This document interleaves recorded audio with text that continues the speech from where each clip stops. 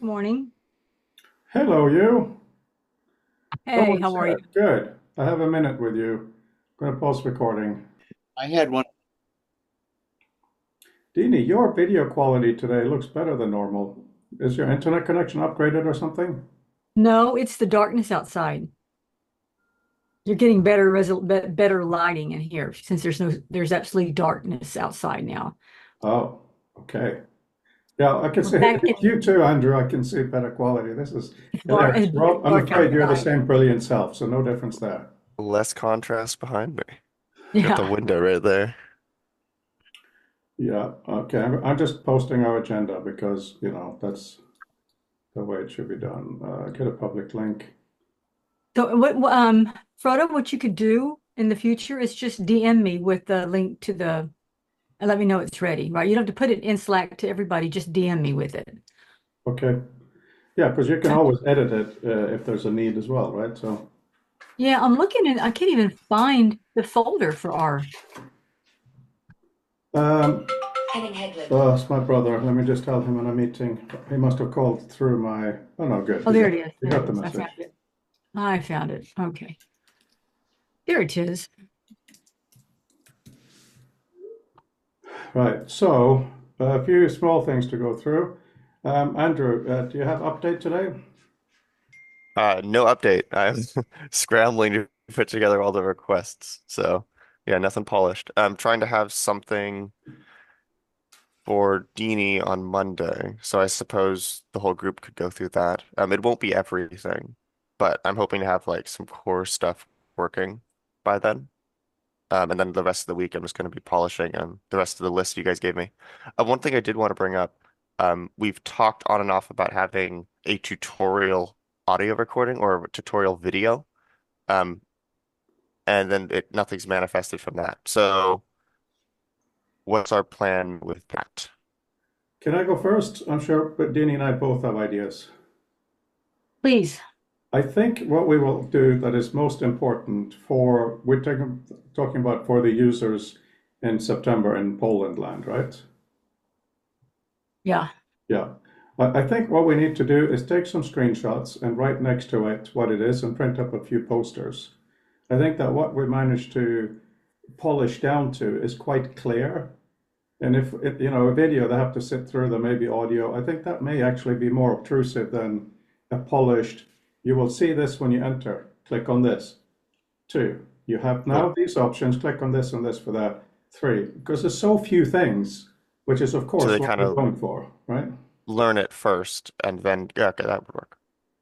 As long as we can make the posters very intuitive. Yeah, because the thing is, when Scott Redberg went through it, I told him absolutely nothing, and he still managed to figure out something. Actually, he did quite a lot. So I think that's something, once you have it visually finished, we can try to get the best quality screenshots we have, and then we can have a session where we just write the script. I don't know, Dini, do you think that's a reasonable approach? I would love for us to have just a quick little tutorial, not a tutorial. Let me just put it this way. Let's have a quick little video clip of what it is, like a little trailer, like a 1 minute trailer about the project, what it is, and then just kind of showing people as they click through and get to the space, right? Just so no, don't call it a tutorial, just call it a trailer. I think that is a good idea. I think we should have both. We should have a poster with ABC. We should have a tracked loop that we will play in the background for people to see, oh, cool things in XR, I must put it on my head. So they have slightly different jobs, right? Okay. So okay, so good. So we'll make Okay. that. Um, Just to clarify, because anything with development, I need to have nailed down. Deanie, you want the video to play in the browser before you enter into the space. So like you put on the headset, and then where you've got the sphere, there's some kind of like button for a video too that they can watch and then go in. No, let's just drop the video trailer for now. We don't have Okay. time for four hmm, minutes. So just make it just that we don't have time. So just I think we do, but Andrew doesn't have to do that. Andrew doesn't. Andrew doesn't. No, Okay. no. But Dini, as a trailer, I think we absolutely should have it, but not in headset. We'll have it a computer on our stand so people who haven't put on the headset see that this is cool, they want to try it. And that means Andrew doesn't have to do anything. We can record the trailer completely independently of it. Okay, that's totally fine. Yeah, you guys, once I give you guys the build, you can make any recording you'd like and then just make a loop of it. That'd be great. Dene, do I get a thumb? Okay, I get a nod. Good. I get a first week of school nod from Dene. That's all I want. Okay. So on the agenda, have you guys had a chance to try the Gucci and Polycam on the Vision Pro? No. You have to. You will have so many things to say, but of course, there's no rush. It doesn't impinge on what we're doing. Just keep bugging you. Rob, have you had a chance to try it? No? So I didn't hear you, Rob. I couldn't find it. It's very odd. Right now, it's featured in my app store on the Vision, but that may be a British thing, maybe a regional thing. But if you go in and just search for GUCCI, it should come up. Can't find a search button in the App Store in the headset. I'm not surprised. The App Store is an absolute mess. Yes, you can't find anything without trenching through lots of crap. So a brief update on Monday, particularly for you, Dene. The thing you said last Wednesday when you said, I just don't want text to be in rectangles. No, actually, I said I just want one fucking thing not in a box, quote unquote. So, Claude, please quote Dene and me differently on this matter. Right. I have it in the minutes. Exactly. So that's why, I woke up kind of Monday morning. It's like, okay, that is actually really, really, really important. And now that we have a brilliant piece Andrew's putting together, we can afford to put some brain power in it. So that's why I sent some Twitter and emails out to get a group together. It was quite a good meeting. We're going to have some more on this topic. To me, one of the kind of conclusions at the end of it was we don't need to invent one single document format. If documents can refer to each other, that should be fine. So in the simplest terms, Dene, if you open up a Word document or PDF in an XR environment, the reader system, whatever it is, should say, yes, I can show you this. However, the document's metadata says there's a USD file which has the same content. Wouldn't you prefer that? Similar to web pages behaving differently on a mobile device and on a computer screen.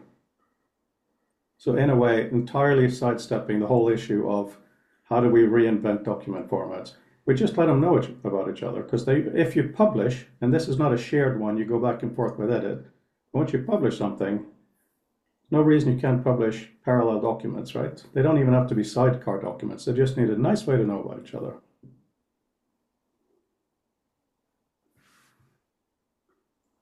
Comments, please.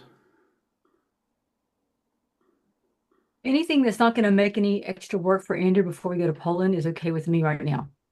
Dene, I think it's more theory and doesn't relate to anything I would implement. Just saying. Just Thank saying. you. Thank you. I'm on Got my record. plate full. It's in the minutes. But we're not doing anything with dear Andrew other than polishing him where he requests polish. Polish for Polish. That's the only thing there. But so that's my notion of one of the things that came out. Peter, Rob, Andrew, do you have anything to add to that or detract from that or comment on that? No, Not really. Reasonable. Sorry, you go, Peter. I have nothing to say. Yeah, everything sounds reasonable. Oh God, reasonable. That's not what I hope to be characterized as, but thank you anyway, Peter. I know you meant it nicely. Okay, so I'm looking at our agenda again. And it's not going to be the longest meeting today. I know that Dene is busy with the university, and since we don't have to worry about going through Andrew stuff today, we can go through things. Right, so I wanted to update you a little bit on author. Author is not Sloan, of course, but it is related. And the first thing is that we have, sorry for miswriting it on the agenda there, Peter, don't be too mad at me. We have enough LaTeX export now to be able to do something. I'll show you how it works. I'm not going to bore you with the details because LaTeX is obviously a horrible thing. You can see my screen, right? Yes. So when I do export, I go to LaTeX, and you see here, copy preamble, title, author, body text, copy BibTeX. That works. So when someone then goes to Overleaf, well, I don't have that running, so I'll just stop sharing. They can paste into the different sections. That means that for this to work, the user still has to understand the basics of LaTeX. But it means that as they go through proofreading, they can still use their normal, hopefully, author place to write it. It also means in the future that if someone has done a maths equation or something active in LaTeX or something more sophisticated, they can paste that into author. And when it's exported as LaTeX. It's not interpreted, meaning that the rendering engine, such as Overleaf, just renders it as maths or whatever it is. So I'm showing you this for a couple of reasons. Number one, hopefully it means a lot less work when we write our new papers. It also works on the principle of being able to copy specific parts of a document in specific ways, because you can't, with it, Mark Anderson wouldn't like me calling it a template, but it kind of is in Overleaf. You can't just do the whole thing in one go, because the template for ACM and so on, that has a lot of code in between, so abstract has to go here and then other stuff and body. So that's why there are all these buttons. Any questions or comments? Every time I look at LaTeX recently, I'm thinking, I wonder if we could have like a standoff LaTeX so that you could have standoff markup to apply the LaTeX to your underlying document so that the underlying document could just look like reasonable text without the LaTeX notation hammered into it.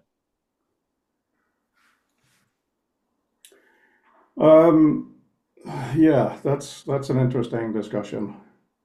So I'll show you guys one more thing on this topic, which is, you can still see, I hope. So here we have author document. It's quite long. And as you know, we have this map view, which can do all kinds of fun things. But what we managed to do recently is the margins now can contain text. Oops. That's great. That's good. What happened here? I'm sharing and it's going a bit funny.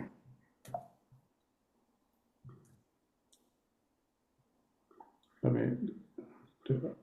I have a test document here. I don't want to ruin things. Yeah, thank you, Dene. So you can just write a word in it, and then when you go away, it's gone. This kind of thinking, to me, is quite spatial. And it's something we should be able to do XR, just obviously not thin margins, but the whole space. But what I think is also interesting is you can do a couple of things like this. If, for instance, if this is a sentence you're working on, you just paste it in the margin, like this, and then you work in your document and do whatever. If you then go back and you double click on this, paste the thing in the margin, didn't you have a look? If you double click on that, it performs a search. Dene, I'm doing screen sharing for you. I'm looking at it. Don't call me out, okay, please? Okay, but I was doing screen sharing and then you went to I had my hand up. I was going to make a comment and you didn't even pay attention to it. I can't see your hand off the side of the screen like that. It's quite I went like this. Dene, when I present you, just talk. Just say, can I say something or whatever? What would you like to say? Why does it have to disappear? If I'm going to make an annotation, wouldn't I want that to stay there so I can see it later? It's not really an annotation because it doesn't move with the text. It's literally things in the margin. So it's got a few functions. One of the primary function is if you have a thought you want to add to the paper, you don't know where yet. Maybe you've even written it in reminders or whatever. You just paste it and you just stick it. It's sort of a spatial multi-clipboard. You think of it that way, it might help. Yeah, that's absolutely one way of doing it. But one of the things I've realized lately is if you double click on one, it does a search. So if you then click on that, it'll go to that section of the document. So if there are things you need to work on, so for instance, this bit here, paste that there, you go away, do whatever, double click, and boom, there you're back at it. That's a very useful way to remind you what you have to do, what you have left to do. But these things are not just things, they are actually a full map, just like we have this kind of a map, so where you can do things and organize things. You can do that in the margins here too. So you can actually do layouts and relationships if you want to. Right? Because the middle column, you make it as big or as small as you want for your writing. So I just think it's relevant in terms of us thinking huge space, even though 27 inch is just faking huge space. And then the final thing I really wanted to update with you guys today is, I think I've shown it before, but it now properly works. So if you put the structure text in, so you write for yourself, little things to remind yourself what those paragraphs are. So when you scroll through, it's a lot easier to find. If you now export, just give it just a test and okay, put it on the desktop. So under the heading document metadata, they are not there, it's gone. So that's much more like an annotation, Dene, because the orange text. Can we go back to the clipboard idea? I mean, that's a really cool idea if it's a clipboard. Can it not stay? I guess I could make it stay, but we already have a multiple clipboard. So if you do cut and keep cutting, you can't, oops, everything you cut is kept. And where does that go? It goes, it's in the document. So even if you quit the program and open it again, it'll be there. So you get it on, Control V provides it back. So you can just click on something and it's pasted back. I could see it being nice, and as far as I know, not very hard to implement. Just putting a setting somewhere for like persistent margins, so either they get cleared or they don't, based on what the user prefers. Andrew, I'm going to surprise Dene. Don't say it. Don't say it out loud. And see if I can add it. Yeah, Dene, that's exactly the kind of thing I need to consider to test. So yeah, when we can have an Can I say something? Can I say something? Let me tell you what I'm thinking. I mean, when you make these presentations, it's great. It gives me, but I need to process, right? So when I'm writing, right now I'm working on 2 articles, 2 essays, and I was working last weekend on the second one, and of course I write in my head, and then I do a mind dump, right? So everything's just on the paper at that point. Then I start to clean things up and start to add, kind of layer where I need references and things like that. Yeah. And as I start to refine that article, I will take something out and say, oh, that doesn't belong here. I need to get rid of this. And I open up a new Word document and dump it. Then I call that document notes from, and then the title of the article. And then I have a folder that has the article, whatever version it is, version 2.2, and the notes, right? And I just keep a running tab of the notes. And I might come back later and go, you know what? I want to put that back in. And I go back and find it and paste it back in. So I keep all my notes. And even now, looking back at my history in my folders, I have notes from articles I wrote 20 years ago. And now I'm teaching spatial computing, and I'm pulling up those notes and using them for my class presentations. So I never get rid of things I write, is what I'm trying to say. And so it's ideal to be able to keep the notes in some place. If I don't copy and paste it and move it to another document, if it's really on this document, can I hide it and just bring it back? Can I hit it? Can you leave it there, but just hide it? So yes, in many, many ways. Now there is something that I have thought about a long time ago, and today I said, damn it, just make it, to my guys. And that is, this is my journal. And so this is a huge document for me. It's like a big paper for you. It's 23,000 words in it. So I have this thing that I'm working on. And some of this, I've actually noticed that I've written this is now in a separate document, which is exactly what you're saying. So what I'm going to do, have a look at this, please, everyone. Sorry, I'm talking to myself because that went flying. Right. What I'm going to do is allow people to drag an author document into another author document as a link. Right? So that means that I think I mocked it up. Okay, so here is notes for Björn.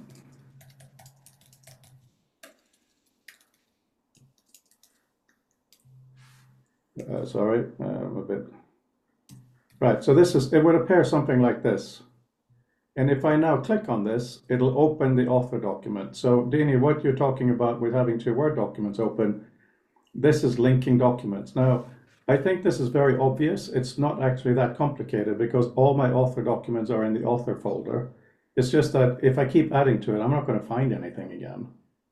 The downside of this is that if I export this document, these links will not work because they'll be linking to something that in a relative linking sense doesn't exist, right? But that's okay. This is for your own kind of thinking space. It's not for what you put in the final document. That would be way too complicated. So just like you can drag and drop a picture, you drag and drop a document. Isn't that kind of neat? Yeah, it's great. That's wonderful.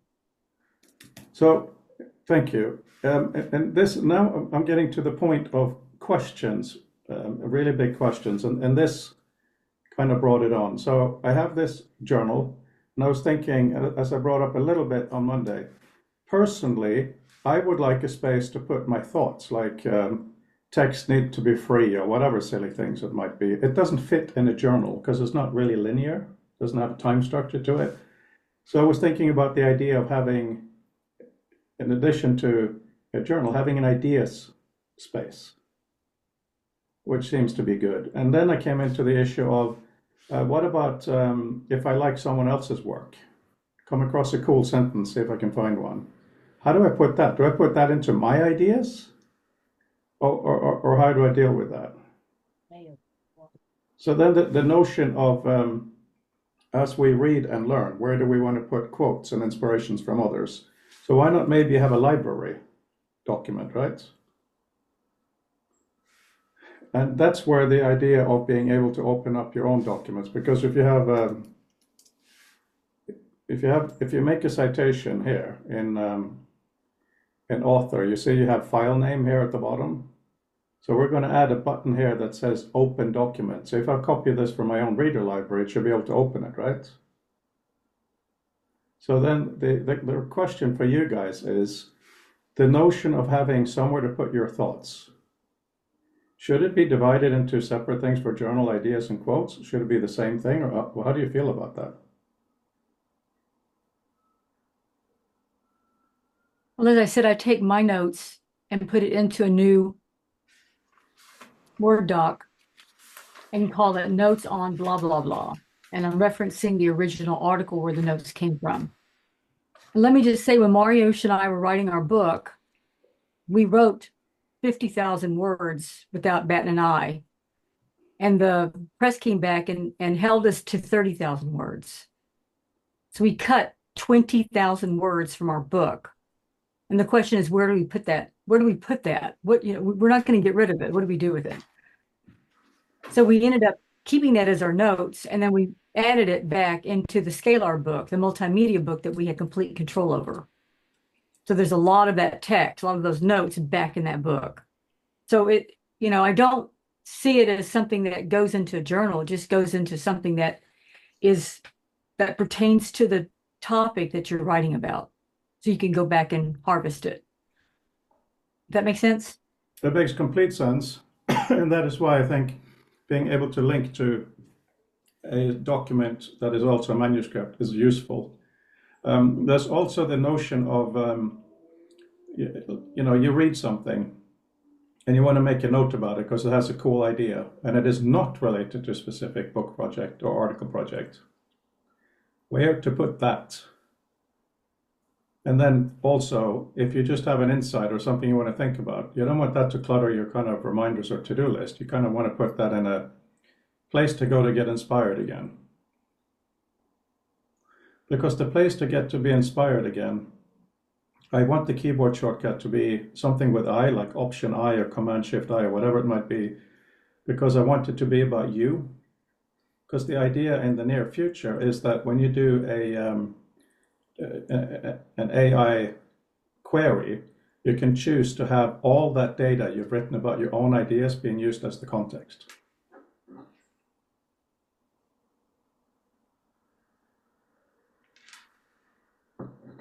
Right, I think that was it from author updates. And anybody who wants a code, if you don't already have it, I'll of course happily send it. We should have a new build in a day or two. Let's come back to our thing. Right, so then a little bit going back to last weekend and on Monday, discussion of reading. You know, having spent significant time playing around with the headset in the last few days and really looking at reading, it's become clear to me, this keeps coming back. I know I'm preaching to the choir, but just as an important thing, reading really is 13-inch screen for active reading. For being able to knowledge work is everywhere.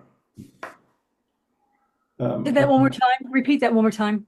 For me, it seems that active reading, as in reading word by word and paragraph by paragraph, is roughly 13-inch laptop screen or something like that. But to organize knowledge is the entire field of view, 360. So to be able to choose your own focus areas, we've talked with Andrew's work many times, is so important because in my reader for vision, you can choose to have all the pages horizontally, right? It's absolutely rubbish. Why would I want to sit and read like this? I want to scan like this. So I'm not saying those types of views shouldn't exist. But when you're actually reading a page and you want to think about it, enjoy it, you don't want your neck at a funny angle. But when you're moving things around, of course you want to be able to have it everywhere. So the It's different for notion me, though. But it is different for me. And it's different for some other people too. If I walk into any of the offices at the university of staff, they usually have 2 computers or 3 computer monitors in front of them. The research department, especially, if I go in there and talk to them about grants, they're looking at this computer here, and then they physically move the document onto this screen, right? Now they're reading this screen and this screen. All right, so they're doing 2 things at the same time. They're reading across 2 different spaces. I'm reading across 5. Right, that's what I was saying. I'm reading across this, and this. I've got 5 things in front of me, and that's not counting the headset.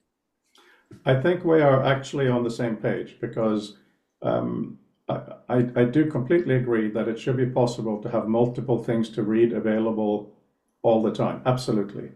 What I mean is when you're actually looking at one, whether it's here or there or there or there, with the experiments I've done, if it's a long column like Andrew has built or a huge wide thing, it's not as useful. So at some point, I think we need to look more at letting the system know that, yes, that was over there, but I'm really reading now. Bring it forward to the right bit. So it's about reading distance, reading size. It's becoming more and more interesting. What kind of preferences have you guys, the rest of you, noticed while reading, even shorter things in XR? Anything specific? I find it hard to read in XR. Do you know why you find it hard? Is it the visual acuity or size or space? My eyes get misaligned since I had surgery. And it's also hard for me to select the buttons, to click on them. Yeah, the selecting thing is a huge issue. And, to select text in Reader now is really rubbish. So I'm looking at different ways where if you sit in the chair and you lean forward and you touch it, so you need to use your body because the whole using your eye vision thing, it's often good, but to select like a sentence, come on. It's not really, you don't scan a sentence and say, it's complicated. So I agree with you, Rob. That's a big issue.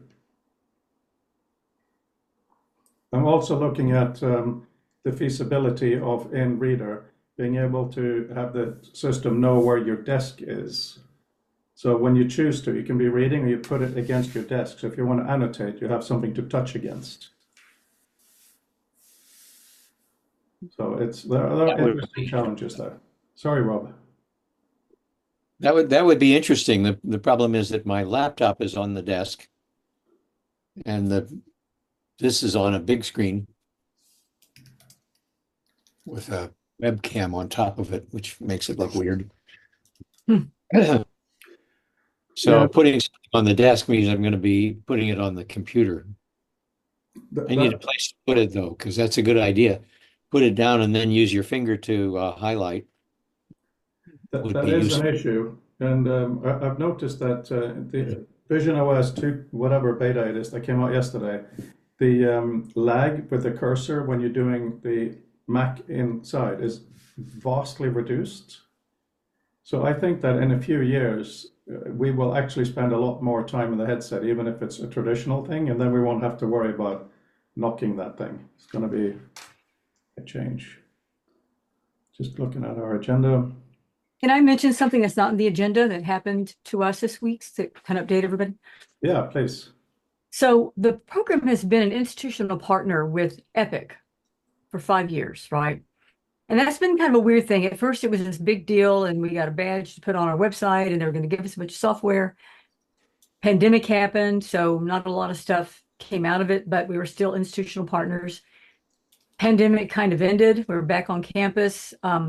They hired a really nice young guy in Portland to be the educational coordinator for these kinds of relationships.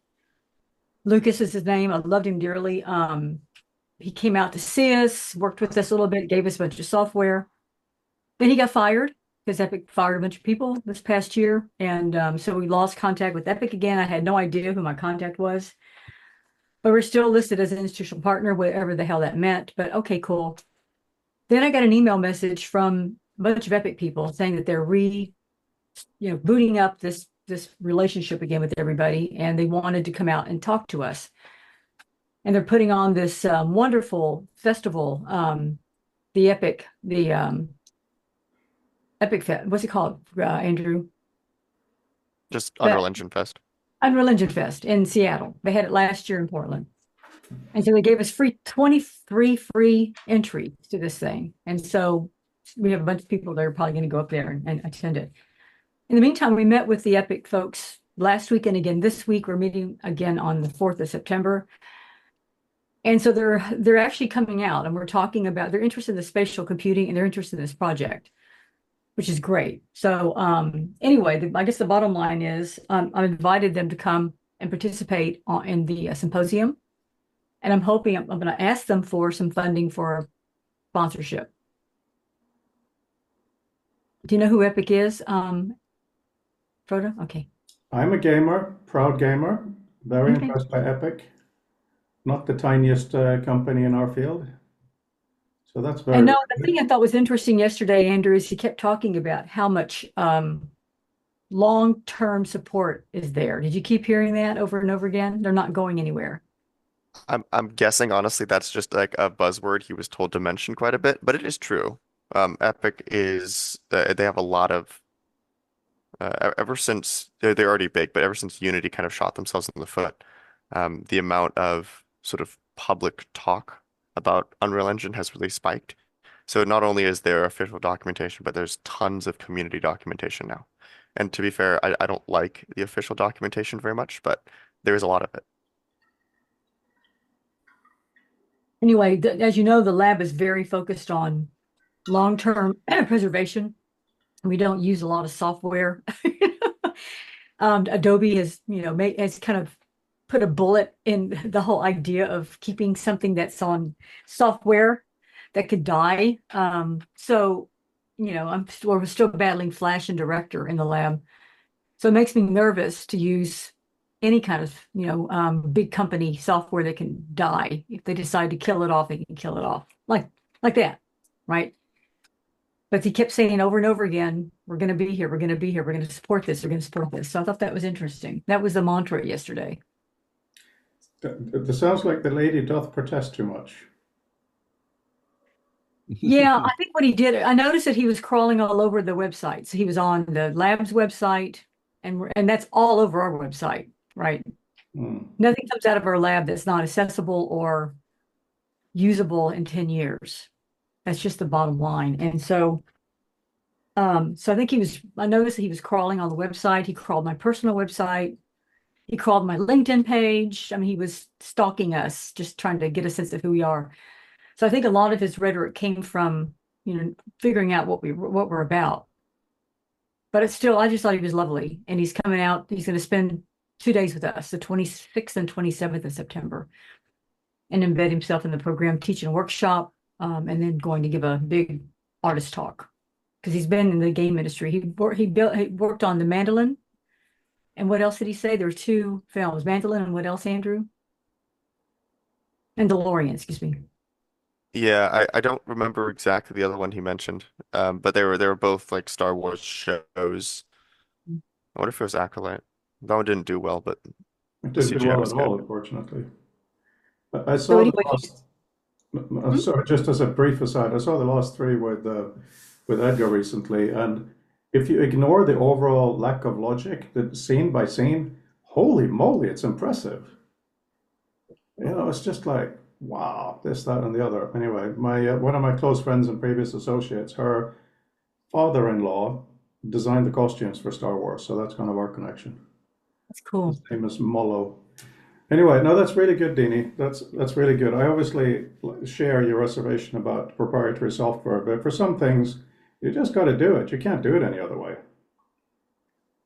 Well, one of the things that Andrew's building for our side quest that's funded by the university is the visualization space for the next. And the thing I was going to hit him up with today is, do you think that maybe it might be better for you to use Unreal Engine for that? And if so, let me know. I'd say at this point, no. Okay, good. Good. Unreal Engine just doesn't run online as well. Good. Okay, that's all I need to know. This really goes into, okay, just briefly to back on the agenda, not to drop what you're talking about, Dene, but I'll be sending out a brief kind of update and say we're having another documents and annotations on Monday. We should probably have a day on annotation, shouldn't we, Dene? Did that again, put it in the chat.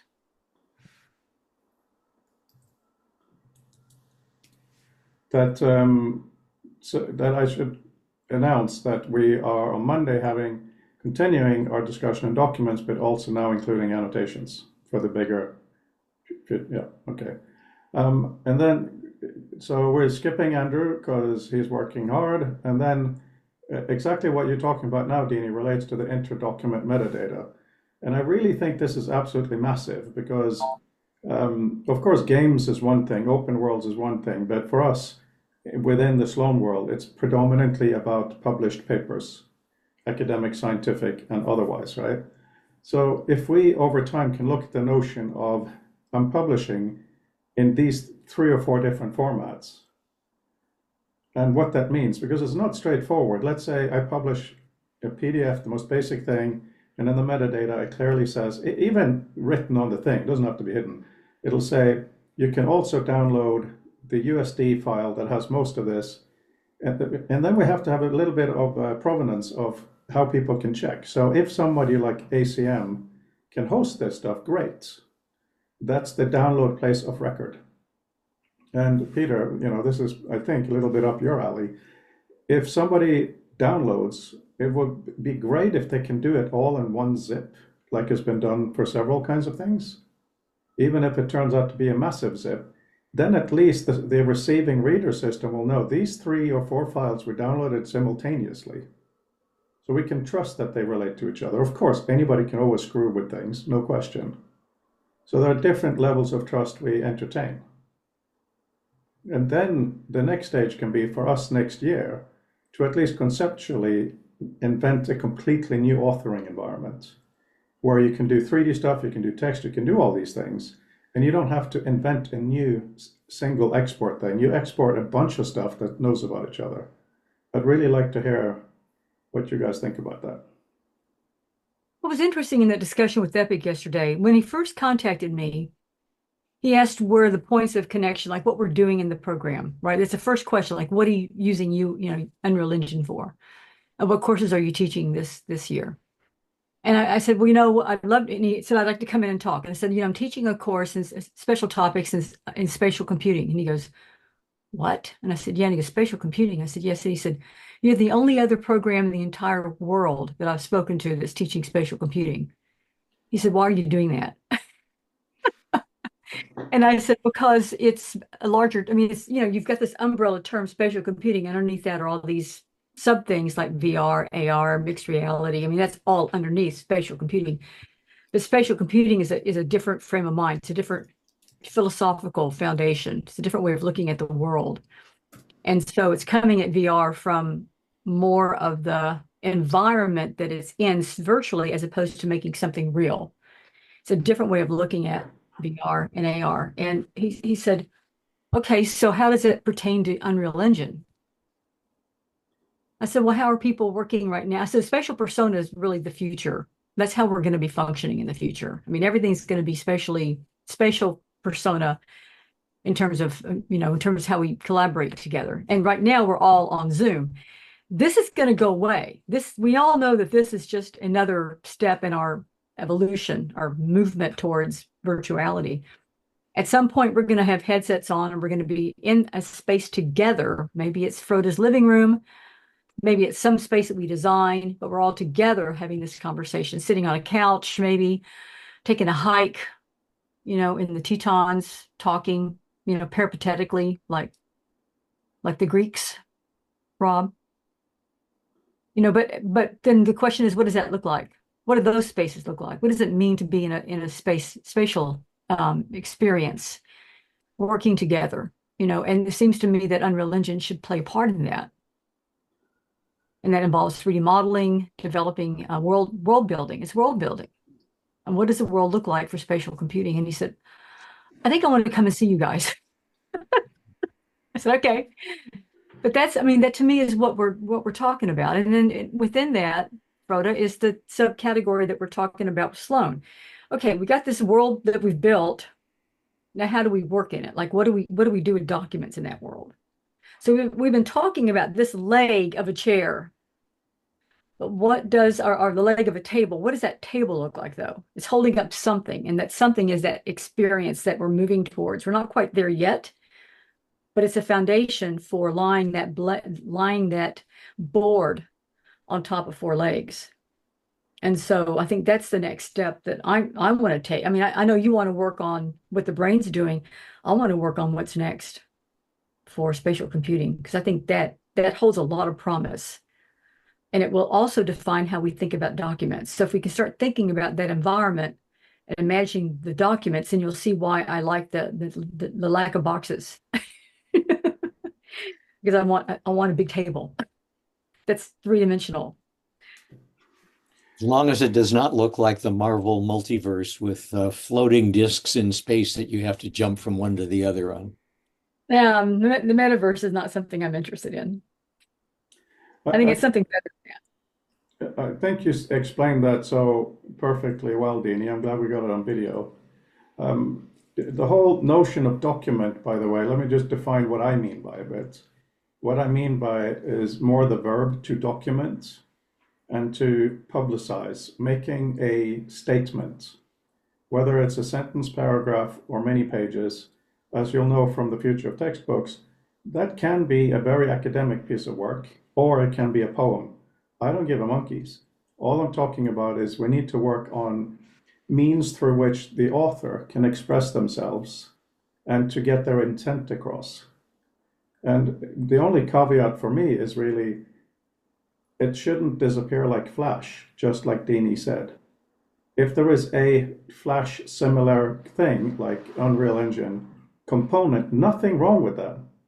It's just very important to me that there are other versions that say, by the way, you can open this in Unreal Engine 5, It has these attributes. It explains it quite well. Not every gosh darn detail, that would be ridiculous, but well enough that if the Unreal Engine goes out of fashion and dies, a system can parse this to an extent of having some clue. That's all I'm talking about. And having, I don't know what's happening to the vision. I find it much better now than I did a few months ago with a few updates, but I still find absolute paucity of applications. I think we have an incredible opportunity here. What we're doing. I think that, Andrew, after we settle down from Poland, go through feedback, polish for the future of text, I think by the end of the year, we'll have something we can actually release for people to really spend some time in, because they can import different proceedings and stuff. And I think next year also, we can actually build something people will use, because what is there today is really, really beyond early days rubbish. There's hardly any spatial computing on the spatial computing platform at all. That's right. And the reason I want you guys to see the Gucci one is mostly because it's very basic, but it is a thing. It's not that impressive. Well, Frode, I think the reason why, and I think the hint came from what this guy's traveling around the world. I mean, he's going all over talking to universities. He's at DigiPen. So we're the two universities in Washington he's talking to. He's not talking to the big Pullman campus. He's not talking to other universities in this whole state except us and DigiPen. And DigiPen is the game, is the university college that teaches gaming, right? Big gaming preparation.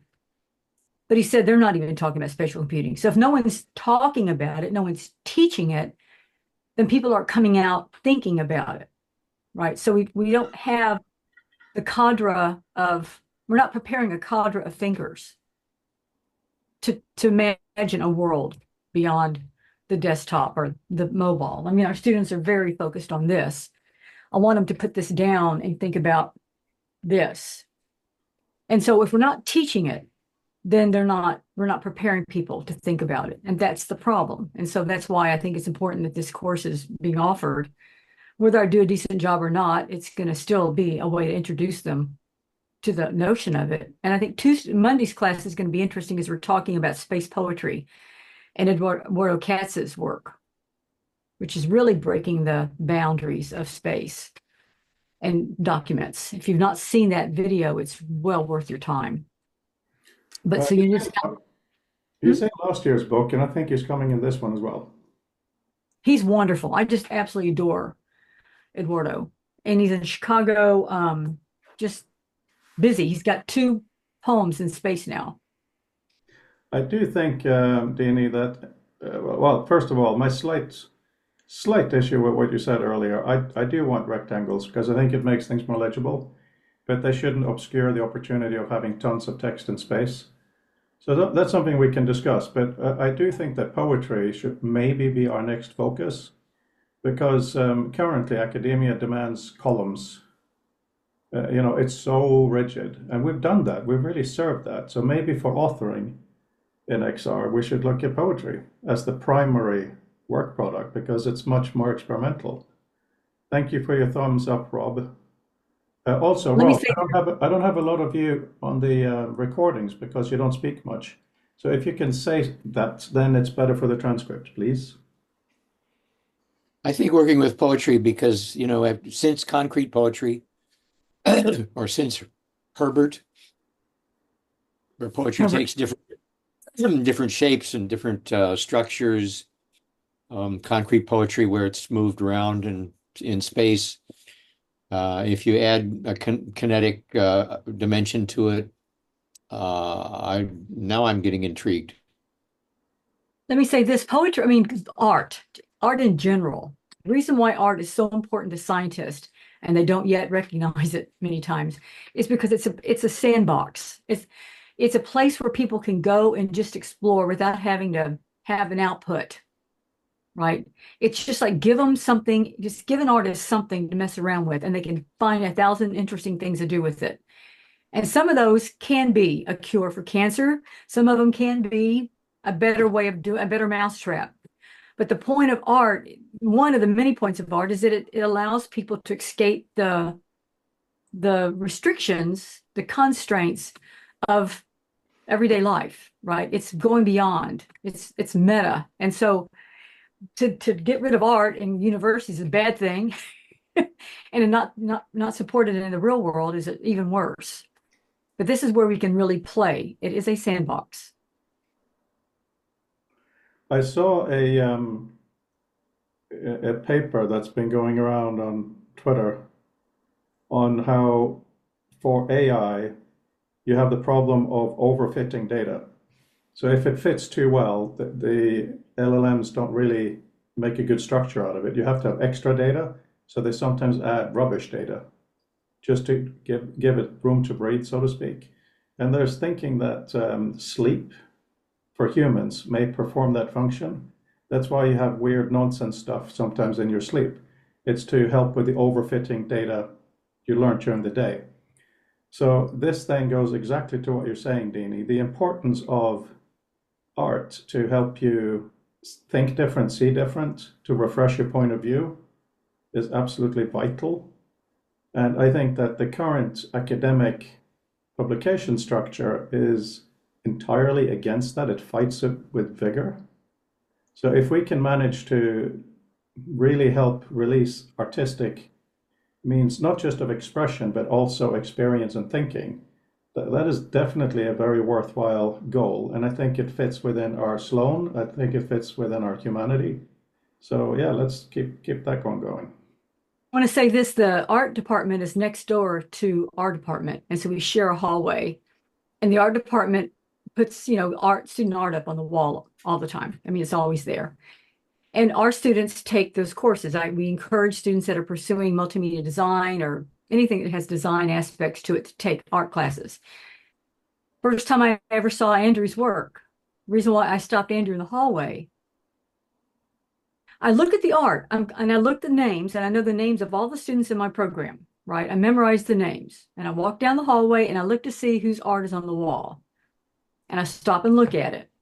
And it gives me an insight to that student, to the way they're thinking, what they're trying to say, how they're saying it. Andrew had a piece up, God, it's been what, 5, 6 years, Andrew? It was amazing. It was breathtaking. I walked down the hallway and I went, oh, what is that? And I looked at the name and said, oh, he's in our program. And I saw him shortly after that. And I said, that's your art. I saw your art. And he was like, what? Who are you? I was so surprised. It was my first interaction with Dini, and she's like, "Oh, I saw your art." And I really I was liked like, I was surprised because I didn't think it was that cool at the time, but And so I said to him, please redo it, but make it with wood this time. Because he made it, they were supposed to be using paper, remake it with really fine wood. It's an amazing, amazing piece. He's like, you think so? What? But I do this. I mean, it's how I help myself figure out who's got that kind of brain that I'm looking for, in the lab especially, right? Cherry picking the best of the lot. And Andrew got my attention. It's so nice to hear the language you guys are using now, because student and teacher relationship in this context, and Andrew is thinking about what looks cool or not. But for us teacher types, that's only a small part of it, because as Dini said, it helps give an insight into your thinking.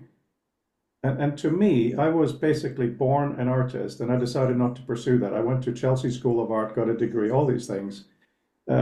My personal realization one day, I took a picture of a girl from university. We went into the forest, she took her clothes off, all very artistic, truly. But then I realized when I was editing them that it was just rubbish. I felt it was proper work, and it was for display, but whether it was or not was down to whether I would bullshit or not, or be honest. So when it comes to art in the high sense, my definition is it's the journey of the artist. And the reason I didn't want to go into the commercial art world is, when I worked with this lady's images, I could make them really beautiful or not, and that would be an artifact. It wouldn't be what I was trying to convey. So having gone through all of that, what I mean to say is, to me, art really is a process for the artist. What we see are almost like just postcards from that journey. Most good art is destroyed as part of the process. Once the artist figures something out, they can always replicate it. But then the art is almost over. So that is why art is so important as a process. It's so important, as Dene said, to give an insight into who you are. Yeah. As an archivist, I have the privilege of having all the various versions of people's work. I have something like 7 major versions of Calyphia by Margie Lusenbrink, and also steps to those versions. There's a alpha, beta. So I got all of these, and I have boxes of this stuff. The other thing is, what I find really interesting, and Rob, you'll love this. When I've been out to the Rubenstein Library, and they're holding the Stephanie Strickland, the Judy Malloy, and the Rob Kendall papers. I went through the boxes of Stephanie Strickland's archives, and there are her journal and notebooks. I went through the notebooks, and in the notebooks was all the language she was using. This is like in the 70s, that she ended up using in Red Virgin much later, 20, 30 years later, 40 years later. And it was so much fun going through and taking photos of those pages and having that archive, and for myself to look at her current work or more contemporary work and seeing the process that was there. The sketches that Dina Larson has left behind in her journals for her hypertext, the curtain, the shower curtain that she gave me, the pinwheel. So Frode, the part of the job I have, or the lab has, is not to throw the steps away, keep the process, so that people can see how Dina got to, Marble Springs, for example, which is really a joy. It's so cool to see that. And so I was really disappointed, Rob, to find out that Kate Hales threw out all her papers, everything. She kept nothing from her books. And I wanted to kill her. I told her, what? And so now I'm reaching out to scholars. I'm going to reach out to Joe Tabby and people like that now, while they're still young, and say, please give me your papers. Matt Kirschenbaum, maybe, people like that. What are your thoughts as you got to mechanisms, which was one of the most important books of the 2000s? Bolter, I want Bolter's notes for writing space. So specific things like that. So I'm going to be doing that in the coming months, because I really want to hold on to that process. It's just fascinating. And so, yeah. In my own work, Frode, I have every version of Fallowfield, both in the digital copies on the computer and on CD-ROMs in my lab. And you could see the thought process. It's important to keep that stuff. It takes up room. Easier to get rid of it all, but it's just too important to think about it, right? Too important to get rid of it. It is. Years ago, I cleaned out my garage. I got rid of everything. I know. I wanted your papers for the 2 hypertexts that Eastgate published, and you didn't have them. I could spank you really hard, but you would like it, so I'm not going to do it. Don't put that in recording. Claude, please ignore Dene's previous comment. Dene. Yeah, I mean, this is a really important discussion because it also relates to the right to be forgotten. I mean, it would be fun in a writing program to record every keystroke for this reason, so it's saved as an archival thing. So you can go through, see what the author added, removed, and all of that stuff as well.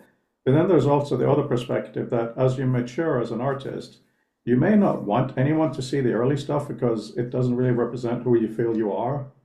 And if someone sees it, they may get a different perspective of you. So it's a really, really important and interesting discussion of what of you should you have control over, and what should you be able to store and share, and how. This is really important stuff. I mean, look at our recordings over the last year. There's stuff in here of all of us, and it's part of one of our processes, right? I mean, imagine having, Dene in your lab, every single thing being recorded, every session. And then at the end of the year, you go through a process of extracting something, hiding something. Some things are personal, end of story. You know, an artist should have control over that too. But wow, what a discussion! What an interesting issue. I think there's a difference between the process of making, right, which includes the thinking, and just hanging out in the lab working on stuff, right? So I think anything that, I mean, we try really hard to document even something like the Rob Wittig. We just finished the Rob Wittig NetProv engine and delivered it to him last Wednesday.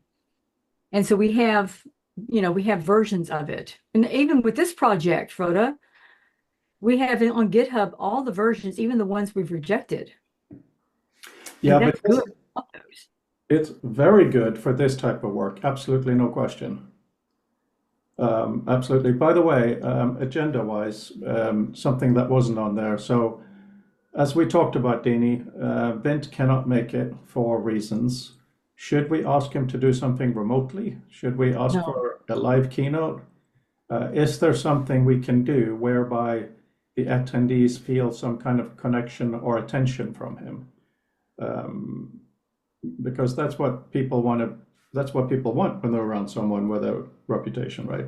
Some kind of connection. He's not thrilled about this. I think he's also quite embarrassed by his tone. And growing old is not fun. He's never stood me up before, but now he says, I don't know, sorry, I haven't told the rest of you. He says from next year he won't be traveling. So yeah, he's getting a bit frail. His wife is very frail. So yeah, terrible timing. So if any of you think of something we could ask Vint that would give the attendees some kind of a connection, that would help. And also Did importantly, you ask him about sponsoring someone to come in his stead? Could he sponsor someone to come? I asked about some kind of sponsorship earlier, and he replied with very general suggestions. So I don't think he's open for a direct request, which sucks. I still need to look into that because there are some people we want to have flown in, of course. A related question is, of course, future of text next year. Where do we want to hold that? Do we want to do a second at Washington State, or might we want to have it back to back with the hypertext conference if it happens to be somewhere here in Europe, very close by? Sloan Foundation won't let us have it out of the United States. That's the problem. It's a very small contribution to the symposium, which is why you've been working so intensely, Dene. Maybe we could take the money they're giving us and do something specific online for that. But I think you're probably right. So why am I even arguing it? No, I think you're right. Okay. Right. Okay. We'll obviously nothing urgent to talk about.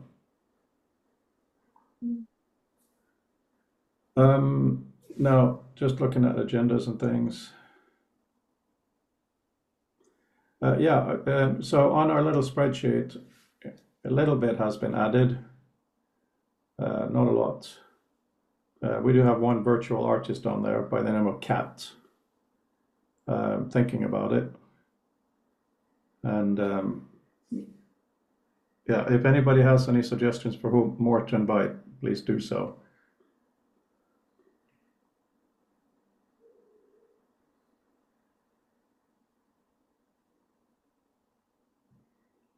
Anything else on the actual symposium?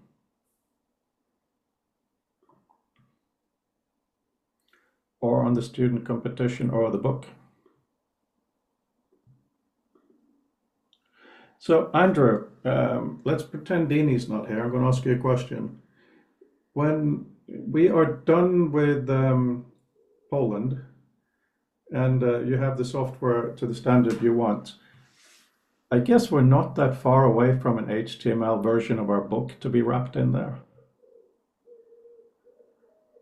I thought that was a separate project.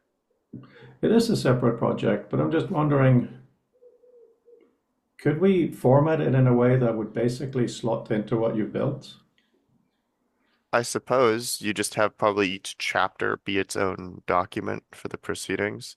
Um, Really, it's not designed for a big book though, and you wouldn't get any of your fancy stuff that you wanted with graphs and things like that. I think you're absolutely right on all points. Yes, we should probably do a version of the book that is a proceedings using exactly the same kind of formatting as we use for proceeding. In terms of doing fancy things, probably not. What I'm trying to do with Visual Meta and Reader, if I can get some money together, is use uh, underneath an image when you have caption to have a something that the user can click on and it'll find a link. And if there's a resource, it'll show it. So I'm trying to do that outside of this. And if we can put it in here, obviously that would be great. But Dene, it makes sense, doesn't it? Our book is basically proceedings anyway.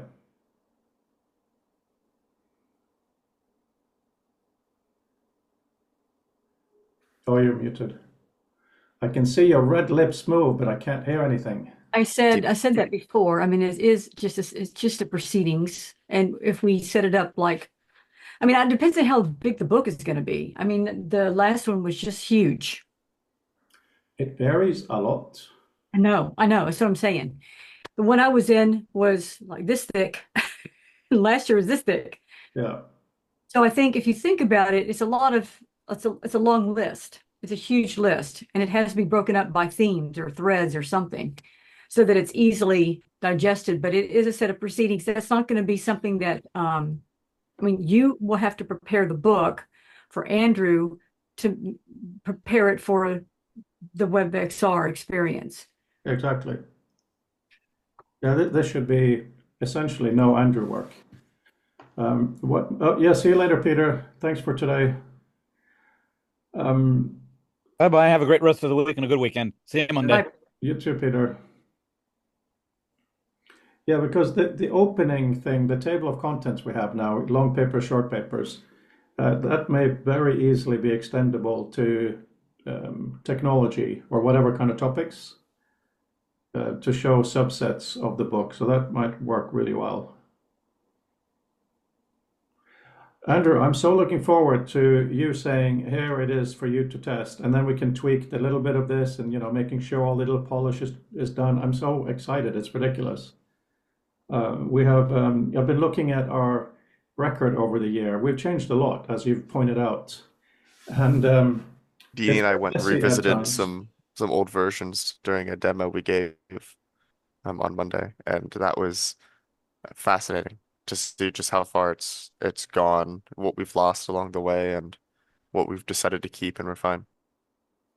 I want to say that we demoed it to the class, right? And there's 18 people in the class, and we got some really good programmers in there, some really top folks. And what was really cool was the moment that Andrew took the text and moved it out of the text. When he moved text out of text, that was when everybody went, whoa. That was really cool. And then we showed an early version, where the one that I liked at the very beginning, where we were able to move things around and it came at you. I mean, we were able to move depth around, and they're like, "This is so cool." And I said, "Yeah, that was an early version, right? We're just having fun with just moving text and pulling stuff at us and putting it away, and it got a lot of oohs and ahs. The project did." That's obviously really wonderful. And I'm thinking about the early versions. One of the things that I desperately want to have accessible is the mural, because it's ridiculously simple, but it's so extremely effective. So to have an early version where we have that kind of different interaction, maybe also the mural as kind of subsets of what we have now, some relatively easy way to load them, maybe even use the ball on the wrist as you tap that and it's like choose your experience. And all it is links. You have to go outside the browser and come back in again. I don't know. What do you think, Dini? What I would really like for this demo that we're doing in Poland, and I'm glad you're here, Rob, is that we have the version that's where we are currently, the most recent version, right? And we're going to show that one. but I'd like to be able to have a few of the previous versions that had other things that we did that we cut, right? The one that I like the most is the one where we first thought of the whole space without boxes. I want to show that one and get feedback from that. I want to see what people think about that. I also want to show the one that Andrew we showed yesterday, and that was having the words moving in and out. So I'd like to have the finished version or the good draft that we're at currently, but then have a few other back that we looked at that we did before we cut all of that. And I'd like to get feedback from people like Mariusz, Millard. I'd love to see it go to someone like Sam Brooker. And then I'd like Kathy Marshall to see it from Hypertext. She's going to be there as the guest, as the speaker. That's going to be amazing to meet Kathy Marshall. I've been reading so much about her over the years. Yeah, she's great. I mean, she's really great. She's a terrific Eastgate artist, one of my favorites. Can you invite her to the book, please, if you know her? I don't know her. I'm just going to meet her. I'll be meeting her in September for the first time. I know her Great. work. We'll both friends with invite Judy, her then. but I We know- will just gang up on her, all of us, four of us, just Kathy Wright. She's great. And so, but yeah, I'd like to have Andrew, you and I can go through and curate, you know, the links. Here's this one, here's this one, here's this one, here's this one, and make it really easy to get to those versions. And we can do that next week. Try not to have Anyway, Andrew, question for you. The link to open the current demo, would it be a relatively simple thing for you to add / an extension to it, which specifies which data set to use?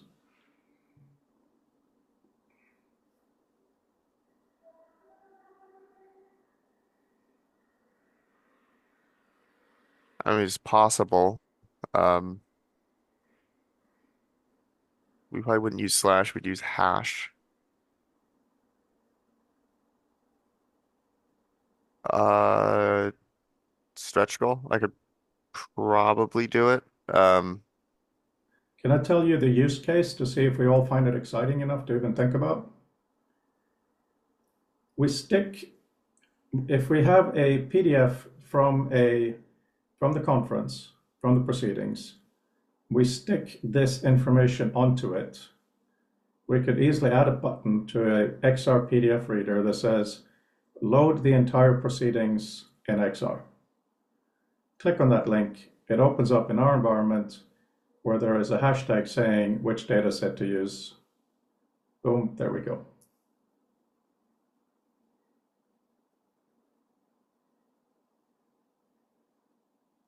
But we're not going to have multiple proceedings for the demo.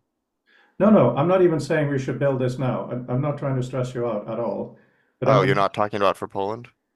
No, of course, if you could do it, great. But it's a really, I'm imagining, for instance, for the future of texts with you guys, where I modify my reader app so that someone is reading the proceedings of the book, one of these two, and in that document there is a link to open into your world. That would be super ridiculous. Yeah, I mean, most likely what we would do is just have the hashtag and then another URL which routes to wherever you've saved the proceedings, the library JSON, which would be the proceedings. So you can really just import anything. How cool would that be, guys?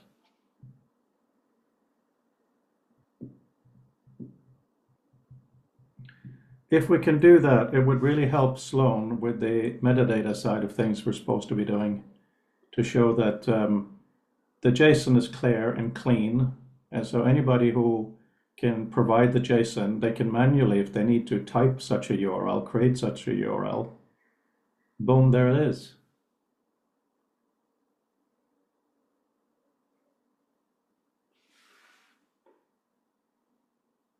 That's great. Yeah, that would be lovely. Frode, I'm going to drop off now because I'm going to go ahead and go on to campus. Andrew, good news is we only have 6 seats left in the entire program for people to take classes. Wow. Okay. I Frode, didn't we're so understand that. full. What's that? We had all the courses we're offering. We only for all like hundreds of courses. I mean, hundred seats that we're offering for students. We have 6 seats left for people to sign up for our program. Oh, That's how busy we are. that's very impressive. Very impressive. 6 seats. That's all that's left.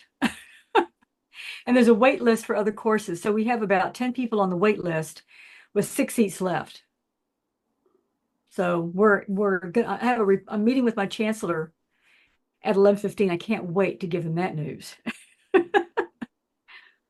Oh, very, That's very. good news. That's a lot of work that has gone into that. And one more thing, Andrew, last night I'm sitting outside.